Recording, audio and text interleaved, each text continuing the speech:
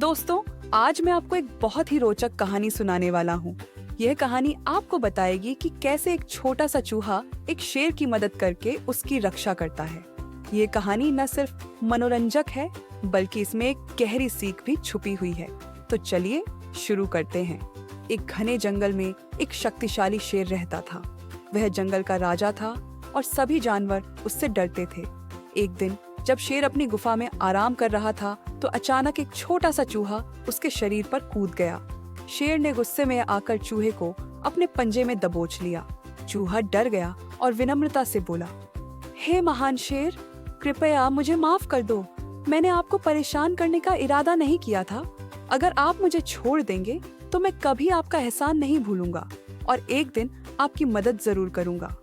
शेर ने चूहे की बात सुनी और हंसते हुए कहा, तुम जैसे छोटे से जीव की मदद मुझ जैसे शक्तिशाली शेर को कैसे मिल सकती है? लेकिन ठीक है, मैं तुम्हें छोड़ देता हूँ। और उसने चूहे को जाने दिया। कुछ दिनों बाद शेर जंगल में घूम रहा था कि अचानक वह शिकारियों के जाल में फंस गया। वह जोर जोर से दहाड़ने लगा, लेकिन कोई भी जानवर उसकी मदद करने की हिम्मत नहीं कर रहा था। तभी वही छोटा चूहा वहां से गुजरा और शेर की मुसीबत देखी। चूहे ने तुरंत अपने तेज दांतों से जाल को काटना शुरू कर दिया। धीरे धीरे उसने पूरा जाल काट डाला और शेर को आजाद कर दिया।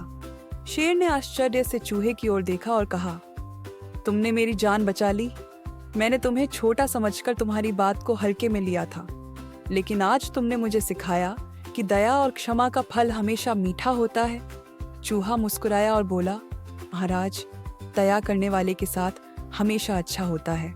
आपने मुझे माफ कर दिया था, इसलिए मैंने भी आपकी मदद की।